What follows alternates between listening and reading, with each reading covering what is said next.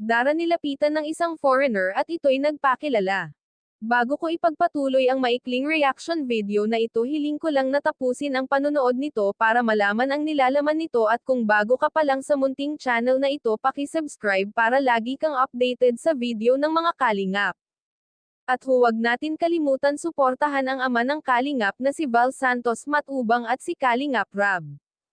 Isang mapagpalang araw sa inyong lahat mga kalingap. Panghuling pasyal ng Team Kalingap at mga Angels sa Baguio. Muling dinumog si Kalingap Rab ng mga tao at maraming nagpapapicture dito.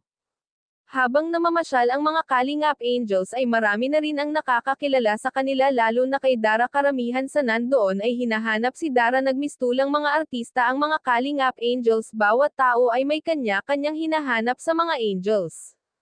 Marami nga ang nagpapapicture sa kanila. Karamihan sa mga nandoon ay gustong makita si Dara ng personal dahil lagi daw silang nakaabang sa mga vlog ng Team Kalingap.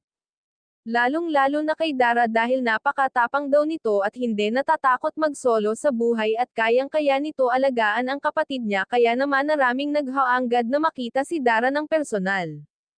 Marami din ang gustong makita si Carla ng personal dahil natutuwa sila dito pag binablog na, dahil napakamahiyain nito at gustong-gusto nilang panoorin. Kaya naman ay inaabangan talaga ng mga tao ang pagpunta nila sa pasyalan. Bago pa nga sila umuuwi ay namili muna sila ng pasalubong para sa pamilya nila. Bawat isa sa kanila ay kanya-kanyang namimili ng pasalubong. Masaya nga si Kalingap Rab na pinagmamasdan sila. Mga pagod na kasi ang mga ito pero masaya. Habang nami-me-li.ng pauwi na nga sila ay nalulungkot ang mga Kalingap Angels dahil tapos na ang kanilang pamamasyal. Hanggang dito na lang ang update ko mga Kalingap. Maraming salamat at God bless sa inyong lahat.